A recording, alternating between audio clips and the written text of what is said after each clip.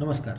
BSc IPF की इस श्रृंखला में 2020 के अंत वाली श्रृंखला में ये 10 वीडियोस की हम एक श्रृंखला बना रहे हैं कि 2020 से क्या सीखना है। Year of a crisis, lessons of a lifetime, crisis is too precious to be wasted. इतनी सारी चीज़ें हैं सीखने को। तो अब तक जो 3 वीडियोस बने उसमें हमने धीरे धीरे धीरे कुछ चीज़ें सीखते गए। यील्ड स्प्रेड क्या होता है, लिक्विडिटी क्राइसिस कैसे हुआ था कोविड के पहले, यील्ड स्प्रेड्स कैसे बढ़ गए थे, फिर सेंसेक्स बेयर हग में आ गया था जब लॉकडाउन आ गया, क्रैश आ गया, और डॉलर कैसे बिहेव करता है। तो अभी ये जो वीडियो है, आज हम इसी डॉलर के बारे में बात करेंगे, क्योंकि जो एक ग्लोबल रिजर्व करेंसी मानी जाती है, तो क्राइसिस के समय डॉलर कैसे बिहेव करता है और इससे इन्वेस्टर्स ने क्या सीखना चाहिए और हमने कैसे बिहेव करना चाहिए।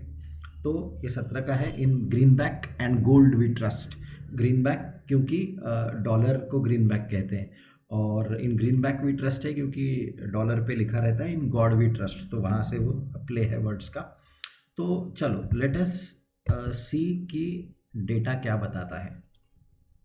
हम देख रहे हैं डॉलर इंडेक्स को, और क्रूड और गोल्ड और डॉलर, ये तीनों का हम पहले रिलेशन देखेंगे।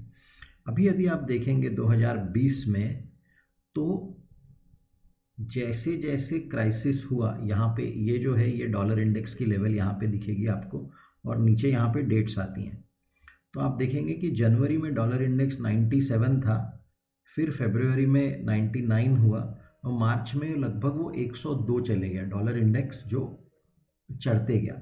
सो लेट अस राइट डाउन कि यहाँ पे डॉलर इंडेक्स रोज इन, डॉलर इंडेक्स ये जो है क्राइसिस के समय पे बढ़ा।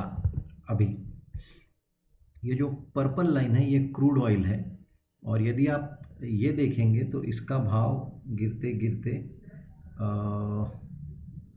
ये क्या लेवल पे आया था, $20, वो माइनस भी चले गया था। पर आप देख सकते हो कि इसी दौरान 51 का क्रूड ऑयल, जो जनवरी में 51 था, वो मार्च या अप्रैल आते आते $18, वैसे तो माइनस भी चले गया था। हमने ये वाला जो चार्ट देखा, जो इस पेंडेमिक को सबसे अच्छे से दर्शाने वाला चार्ट है, तो कोई वो ये है कि क्रूड ऑयल निगेटिव चले गया था। तो यहाँ पे लिख देंगे कि dollar index rose in crisis, crude oil crashed in crisis. ये सीधी सीधी बात है कि लोगों को पैनिक था, इसलिए लोग डॉलर में पैसा डाल रहे थे, और डिमांड क्रैश हो गई ग्लोबली, इसलिए क्रूड ऑयल क्रैश हो गया।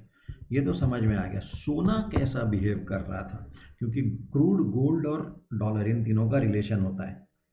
तो अभी पहले एक बात देखेंगे कि अंडर नॉर्मल सर्कमस्टांसेस, जब सब कुछ सही होता है, तो एक होता है कि gold and dollar are inversely related. ये एक बेसिक आप पकड़ के चलिए कि गोल्ड एंड डॉलर आर, ये क्यों होता है पहले समझो। कि जब सब कुछ सही चल रहा है, दुनिया में कोई ऐसा बड़ा क्राइसिस नहीं है, तो कोई सोने में क्यों इन्वेस्ट करेगा। सोने में लोग तब इन्वेस्ट करते हैं जब डर होता है। तो इसलिए लोग ये जब सब कुछ सही चल रहा है, तो लोग डॉलर्स जो हैं वो एमर्जिंग मार्केट्स में जाएंगे, वो डेवलप मार्केट्स में जाएंगे, वो कहीं पे जाएंगे, इक्विटीज़ में जाएंगे। तो सोने की तरफ कोई बहुत पैसा जाता नहीं है, इसलिए नॉर्मली डॉलर और गोल्ड का एक इन्वर्स रिलेशन रहता है अंडर नॉर्मल सर्कमस्टांसेस। पर अब देखो ये कैसा कॉम्प्लिकेटेड होता है जब क्राइसिस आता है। अब आपका अगर स्टॉक मार्केट में पोजीशन है, और अगर आपको क्राइसिस के कारण मार्जिन कॉल आ गया, तो यहाँ पे अभी हम वर्ड लिखेंगे मार्जिन। अगर आपको स्टॉक मार्केट में आपकी पोजीशंस हैं और मार्केट क्रैश हो गया, जो कि मार्च अप्रैल में, फरवरी मार्च अप्रैल के पीरियड में हुआ था ग्लोबल मार्केट्स, तो क्या हो रहा है कि क्रैश होने के कारण और फियर होने के कारण पैसा सोने में जाना चाहिए, क्योंकि इट इज़ अ सेफ है, क्योंकि सोने में सेफ है। पर क्योंकि आप ये गोल्ड का चार्ट देखिए, आपको समझ में आएगा। आप देख सकते हो कि ठीक है, यहाँ से पैनिक बढ़ रहा है तो सोने का भाव ऊपर जा रहा है, लेकिन ये बीच में खट से नीचे आ जाता है। अच्छा, ऐसा नहीं है कि थोड़ा सा नीचे आ जाए, 1650 का सीधा 1550 होता है, फिर 1650 जाता है, फिर 1450 आ रहा है। तो जो गोल्ड की जो वोलेटाइल, आप बाकी पूरे देर देखिए, इतनी ऐसी वोलेटाइलिटी एकदम से इतने कम समय में नहीं है, नॉर्मली ऊपर जाते रहता है या जो भी है। सो ये समय पे गोल्ड के ऊपर दो फैक्टर्स प्ले कर रहे थे, जो कि आपको समझना आवश्यक है कि गोल्ड ऊपर क्यों जा रहा था और गोल्ड नीचे क्यों जा रहा था। तो गोल्ड नीचे इसलिए जा रहा था क्योंकि मार्जिन कॉल्स आ गए थे। मेरा अगर स्टॉक मार्केट में पोर्टफोलियो है और मुझे वहाँ पे लॉस आ रहा है और मुझे अगर वहाँ पे मार्जिन भरनी है, तो मुझे कहीं से तो भी तो पैसा निकालना पड़ेगा, और इसलिए मैं क्या करूँगा, मैं मेरा सबसे लिक्विड एसेट मार्जिन कॉल, सबसे लिक्विड एसेट क्या है, सोना। ज़मीन बेच सकते क्या आप? नहीं। लिक्विड इक्विटी मार्केट वहीं पे तो क्रैश हुआ है, तो इक्विटी मार्केट में भी लिक्विडिटी नहीं है, लिक्विडिटी केवल गोल्ड में है आपके पास। इसलिए जब स्टॉक मार्केट क्रैश होता है तो कई बार गोल्ड प्राइजेस भी नीचे जाते हैं क्योंकि मार्जिन कॉल्स के लिए। So therefore cell gold for meeting margins, और इसके कारण क्या होता है, गोल्ड के प्राइसेस नीचे जाते हैं। लेकिन because there is a crisis, therefore gold is a safe haven asset. कि मुझे कुछ भी कहीं पे भी नहीं जाना है तो मैं फटाफट सोने में पैसा डालते जाता हूँ, सेफ। तो इसलिए इस क्राइसिस के दौरान ये जो ऊपर जा रहा था गोल्ड का प्राइस, ये इसलिए जा रहा था क्योंकि फियर था लोगों में, बाकी सारे एसेट्स में से निकाल के। केवल पिछले वीडियो में हमने देखा केवल दो ही एसेट्स ऊपर जा रहे थे, एक गोल्ड और एक क्रूड ऑयल, सॉरी डॉलर। तो वो इसके कारण जा रहे थे कि ऊपर जा रहा था, बिकॉज इट इज़ पैनिक था, किसी को स्टॉक्स में रहना नहीं था, किसी को बॉन्ड्स में रहना नहीं था, पैसा निकल रहा था। तो डॉलर गोल्ड बस ये दो एसेट्स में जा रहा था पैसा, और इसलिए डॉलर ये ऊपर, सॉरी गोल्ड ये धीरे धीरे करके ऊपर जा रहा था। दैट वाज तो गोल्ड के ऊपर दो चीज़ें अफेक्ट कर रही थी वो क्राइसिस के समय, ये आपको समझना जरूरी है। अब थोड़ा सा आगे जाएंगे, बाकी टॉपिक्स में भी हम जाएंगे धीरे से, पर क्राइसिस ख़त्म होने के बाद क्या हुआ, तो गोल्ड को अभी निपटा लेंगे। तो गोल्ड के लिए फिर से एक और वीडियो नहीं बनाएंगे। उसके बाद गोल्ड में एक तरफा तेजी आई,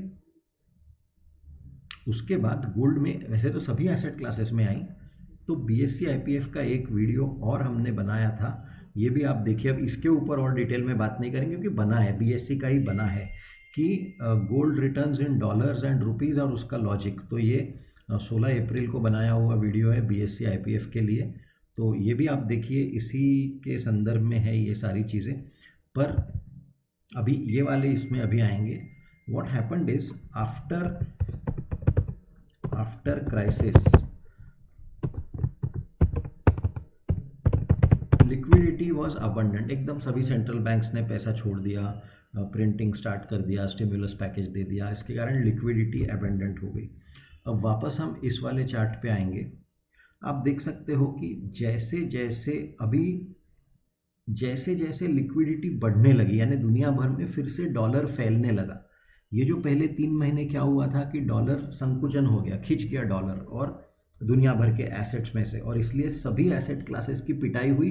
क्रूड ऑयल एक उदाहरण है कि जो डिमांड के कारण भी और डॉलर कमी होने के कारण भी पिटाई हो गई। अप्रैल के बाद जब सभी सेंट्रल बैंक्स ने, चाहे फेड हो, चाहे आरबीआई हो, चाहे बैंक ऑफ जापान हो, चाहे यूरो हो, सब ने स्टिमुलस पैकेजेस अनाउंस कर दिए कि लिक्विडिटी हम लोग देंगे, बैकस्टॉप करके कि लिक्विडिटी रहेगी, आप उसकी चिंता ना करें। तो फिर से डॉलर धीरे धीरे, अभी तक मेडिकल क्राइसिस ख़त्म नहीं हुआ था, कोविड का अभी तक वैक्सीन नहीं आया, पर डॉलर की लिक्विडिटी एकदम से बढ़ने लगी, जिसके कारण रिस्क ऑफ जो ट्रेड था उसको यहाँ पे हम लिखेंगे आफ्टर क्राइसिस लिक्विडिटी बढ़ गई, लिक्विडिटी के कारण रिस्क ऑन ट्रेड स्टार्ट हो गया। और रिस्क ऑन ट्रेड जब स्टार्ट हुआ तब अब देखिए क्या हो रहा है, डॉलर वीक होने लगा धीरे धीरे। अभी भी डॉलर आप देख सकते हो हिस्टोरिक वीक्स पे 100 की इंडेक्स पे जो डॉलर इंडेक्स था वो आज 90 और बीच में 89 तक जाके आया हुआ डॉलर इंडेक्स है। तो क्यों डॉलर फिर से दुनिया भर में फैलने लगा।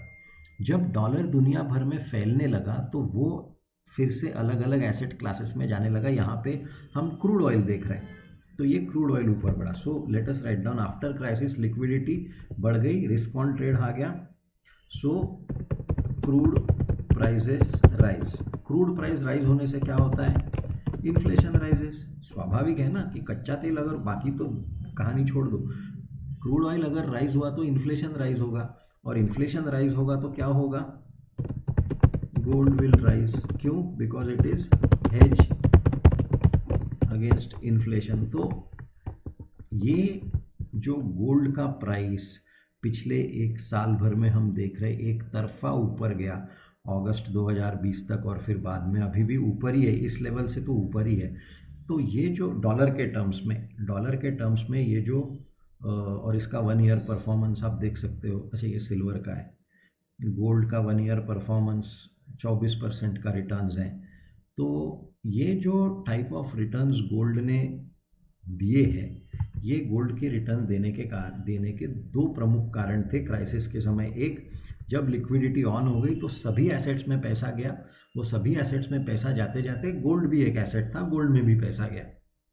और दूसरा, क्योंकि क्रूड ऑयल में पैसा गया, क्योंकि बिटकॉइन में पैसा गया, क्योंकि बाकी सब जगह पे पैसा गया, जिसके कारण एसेट प्राइस इन्फ्लेशन हो गया ना कि सिर्फ क्रूड ऑयल, लेकिन सभी बड़ा।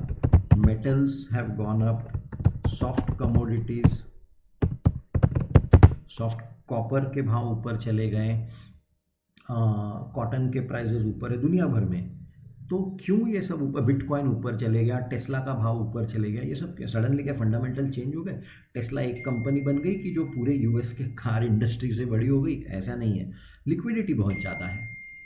और पहले अगर आप ये एकदम से वीडियो देख रहे तो आपको ये नहीं समझेगा, लेकिन पहले हमने एक वीडियो में बताया था कि जब लिक्विडिटी आपके पास रहेगी तो रिस्क टेकिंग एबिलिटी बढ़ती है। और वही हो गया यहाँ पे कि सबके पास एकदम से बहुत सारे पैसे आ गए, लिक्विडिटी आ गई, और इसलिए हर एक एसेट क्लास में पैसा जाने लगा, और उसके कारण गोल्ड भी बढ़ने लगा। तो ये जो गोल्ड की जो रैली आई 2020 में, जो कि एक फिनोमेना, कई सारे लोग जो गोल्ड को देखते नहीं थे वो सडनली गोल्ड में इन्वेस्ट करने की सोचने लगे, और जो typical Indian middle class families थी उनको सही लगने लगा कि हमने जो गोल्ड में इन्वेस्टमेंट का इतने साल, क्योंकि सब लोग बोलते रहे गोल्ड कोई ये है क्या, वो है क्या, गोल्ड में कोई रिटर्न नहीं मिलती, लेकिन कहीं तो भी इस क्राइसिस में देवर प्रूव्ड राइट कि नहीं, gold is a good investment जो हमने करी है करके।